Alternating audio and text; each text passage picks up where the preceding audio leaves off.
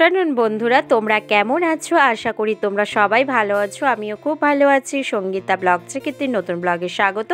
আশা করি আজকে ব্লগটা তোমাদের ভালো লাগবে। এখন ঘড়িতে বাজে 12টা, আর আজকে ব্লগটা 12টার থেকেই কিন্তু শুরু করছি। চলো রান্নাবান্না কি করেছি সেটা তোমাদেরকে বলি। এখানে দেখো, আলু বেগুন দিয়ে পাবদা মাছের ঝোল করেছি, বিনস আলু আর হচ্ছে গাজর ভাজা করেছি, আর করেছি ধইনা পাতা। আর এদিকে বাবান ঘুমোচ্ছে, এই ফাঁকে এখন স্নানটা করে নেব।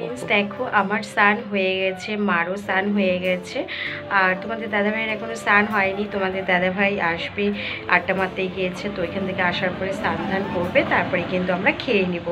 আর তোমরা তো দেখে নিয়েছো ওদিকে যে বাবান ঘুমোচ্ছে, তো এখনও ও ওঠেনি।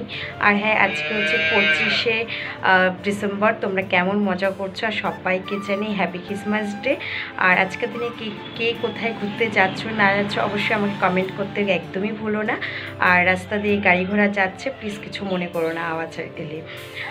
আর চলো ব্লগটা দেখতে থাকো। আর আমিও কি করছি না করছি আজকের 25শে ডিসেম্বর, মানে বড়দিনের দিন, তোমাদের সাথে অবশ্যই আমি শেয়ার করব। আর তোমরাও কিন্তু আমাকে অবশ্যই শেয়ার করো যে তোমরা কেমন ঘুরছো না ঘুরছো আর কী করছো না করছো।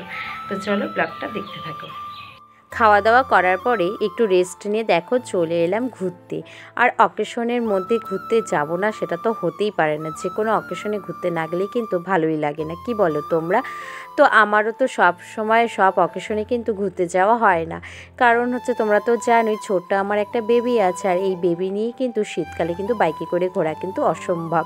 কারণ বেবির ঠান্ডা লেগে যাবে, তাই কিন্তু সব সময় সব অকেশনে কিন্তু আমি ঘুরতে যেতে পারি না। তাই দেখো আমি আর তোমাদের দাদাভাই চলে এসেছি হচ্ছে মূর্তি নদী। এই মূর্তি নদীটা তো আমার বিয়ের পর থেকে একদম মুখস্থই হয়ে গেছে। যখনই কোনো জায়গায় মনে করি না কেন যে ঘুরতে যাব, তখনই কিন্তু চলে আসি মূর্তি নদীতে। আর কোথাও আমি কিন্তু ঘুরতে যাই না মূর্তি নদী ছাড়া। তো দেখো আমি কিন্তু ঘুরে চলে এসেছি বাড়িতে। এসেই বাবানকে দেখো একটা সান্তার ড্রেস পরিয়ে দিয়েছি, আর বাবানের পাপাকে একটা টুপি পরিয়ে দিয়েছি সান্তার। তারপরে দেখো বাবান আর বাবানের পাপা এখন কেক কাটিং করছে। এখন কেক কাটিংটা হয়ে গেলে তারপরে চলে যাব রান্নাঘরে।